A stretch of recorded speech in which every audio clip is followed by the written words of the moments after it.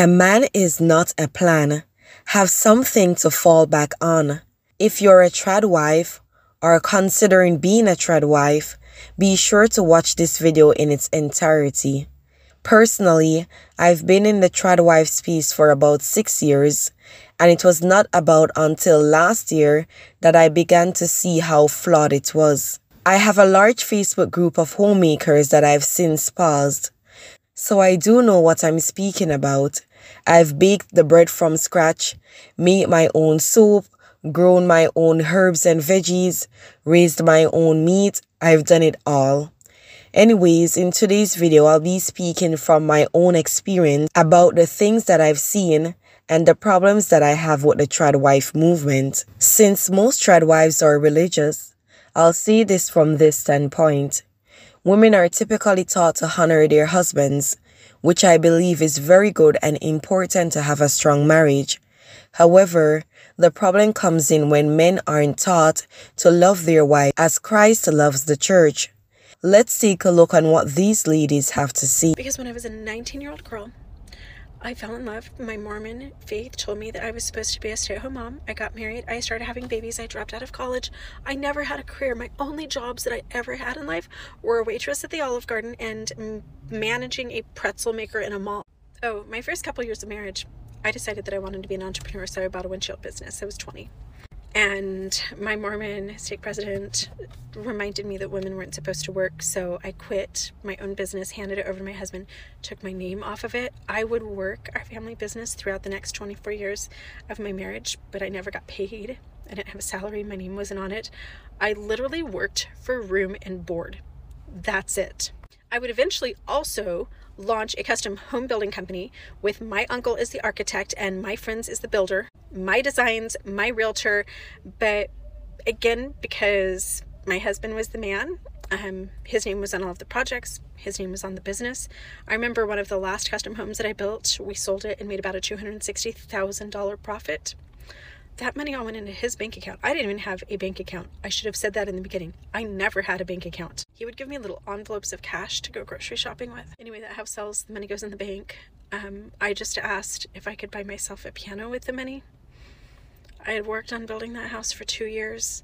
All of the money went into his bank account. Nothing was under my name. I got a piano and I got a free house to live in. And I got groceries. So I found myself divorced at age 44 just 5 years ago, and within just a few months I was living in my car while he made about $250,000. He would eventually quit that job so that he wouldn't have to pay alimony and child support. He has only paid alimony one time ever in the 5 years since we've been divorced. Once ever.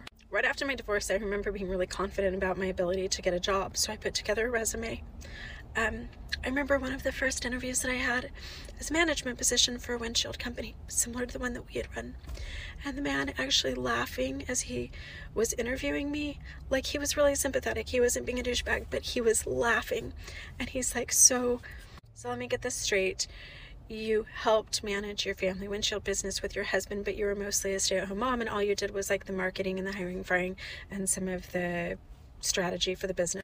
But it became really apparent that I needed so many more skills to have any type of management job. I couldn't even work the basic computers. He told me in the interview, please don't apply for any more jobs like this. You are not qualified at all. You're not capable of doing this unless you go back to school and get your degree or get some different experience. And so I ended up, my first job after my divorce was $11 an hour, 4 hours a day, working as an assistant to a school teacher in an elementary school. I made $44 a day. For 24 years, I lived in $1 million homes. I vacationed all over the world. I spent my summers in Hawaii. I could buy myself $500 jeans, diamond tennis bracelets. We had boats and RVs and whatever I wanted. And it never bothered me once that my financial security was dependent on that man being in love with me. I never realized that him liking me or not liking me or finding me sexy or attractive or interesting determined whether or not my children could eat, whether or not I could buy myself a fucking jug of milk and a loaf of bread. So I just got off the phone with a friend of mine who has been married for about 15 years now. Before she got married, she got a master's degree in education and a law degree. She met her husband in law school. He wanted a traditional wife. She did not take the bar, and instead they got married. He took the bar, he passed the bar, he became a lawyer, and she became a full-time housewife and later a mom, times 5. They have 5 children. Okay, Fast forward 15 years, where he has been cheating on her for years. She finally caught him red-handed. She has enough confidence and determination to say, I want a divorce, I'm done. He's walking away with a $300,000+ job that he got, by the way, from one of her mom friends in a mom group. Let's just put that aside. She has nothing. She has 2 advanced degrees, 0 experience. So are they even worthwhile? Are they even worth anything? She has nothing to show for it. And in the last 15 years, what has changed in law and in education? Probably quite a bit. So she is stuck at this crossroads of feeling like she has nothing. And before you say alimony, he is trying to screw her out of everything he possibly can. She cannot keep the house, even though she has primary custody of the children. She can't afford it. She has no job. Absolutely no job right now. And even if she did, there are 5 children. So between drop-offs and pickups at 4 different schools, she has about 3 hours in the daytime when she is not tending to children. My biggest problem with this whole TRADWIFE movement are the influencers. The TRADWIFE influencers, who in actuality are not TRADWIVEs themselves. The ones who encourage aspiring TRADWIVEs to quit college because it's not like their degrees will be beneficial either way. And some of the times, they themselves have already completed university. My advice to high school girls who want to be traditional wives in the future. So first of all, you may or may not be super supported in this idea, and that is okay. Coming from me, I was not super supported in my decision to drop out of college and become a traditional wife, but I will tell you this, your family members and your friends usually come around, and if they don't, that's okay. The stance that the TRADWIFE influencers have is that university is no place for a woman because typically women become promiscuous during their young years at university and they may be influenced to go to clubs and do drugs. While that may be true for some, there are women who go through and still maintain their pride and dignity. The TRADWIVEs on social media always boast about only having one bank account and that it is a joint account with their husband because they have nothing to fear. They will shame you and tell you that if you fear your husband misusing the finances, that you should have followed the Lord's guidance and chose a better husband. So this will now cause the other younger women who are being influenced by them to blindly follow suit. Keep in mind that while it is safe for you to have one bank account and it's joint with your husband, it may not be safe for me. My husband may be financially abusive. I may need to have a secret stash of money that he doesn't know about, simply because I know the man who I married. And if he's not financially abusive, he may be terrible with money.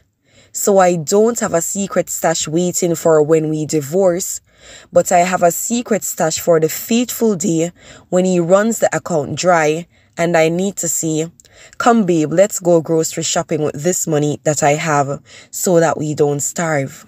Or so I can send my child to university so they don't have to get it out the gutter like I did. But nobody speaks about these things. They pretend as if abuse is non-existent. The next thing is some of them are so against women who work outside the home. They shouldn't be shaming women who need to work because everybody's situation and dynamics are different. And while they shame you because you work outside the house, they're selling you their courses and are making a bag from content creation. How hypocritical. Why would I take mine or my husband's hard-earned money to pay you for a course about making sourdough bread when YouTube is free? Also, in regards to working outside of the home, their stance is that affairs are oftentimes done among co-workers. Sorry to say this, but if you're a loose woman, you're just a loose woman and nothing will stop you. You can still be a loose woman from the comfort of your home as soon as your husband leaves for work. You can be a TRADWIFE who is loose and bring 4 children who doesn't belong to your husband. About 3 years ago, I was following an older woman on Instagram who was a content creator. She made content teaching younger women to honor their husbands and be TRADWIVEs. One day I went to check what's the latest with her, and I realized that she had passed away and her family accessed her account to add a GoFundMe link to help with her funeral cost. Now this was shocking and confusing because other from the fact that I was surprised that she passed away, I was wondering why her husband wasn't able to cover her funeral costs. If he was a provider like she made him out to be, I would expect that he would at least be able to bury her, especially knowing what she stood for and what she taught when she was alive. So regardless of what the actual reason for them setting up the GoFundMe was, it wasn't a good look. Tradwives, homemakers, whatever term you choose to use, they're typically very skilled women. They're typically skilled with their hands, and if they were doing it right, they would be skilled managers since they manage the home. But if for whatever reason the husband were to lose his job or get sick, are they truly prepared to help out financially? Many will argue you up and down that they could simply get a job, which is true. But what kind of job? Will that job be able to sustain the family in a way that the man was doing until he's able to get back on his feet? Realistically, most would have to get a starter job and work their way up in order to be able to make some good money, unless they have a very useful degree. So don't allow anyone to shame you for having your own money. The Proverbs 31 woman was able to consider a field and buy it. How are you going to do that if you're broke? Ladies, get some education under your belt. Learn some valuable skills. Stop following people on the internet. Even me. If what I see doesn't apply to you, then don't pay me no mind.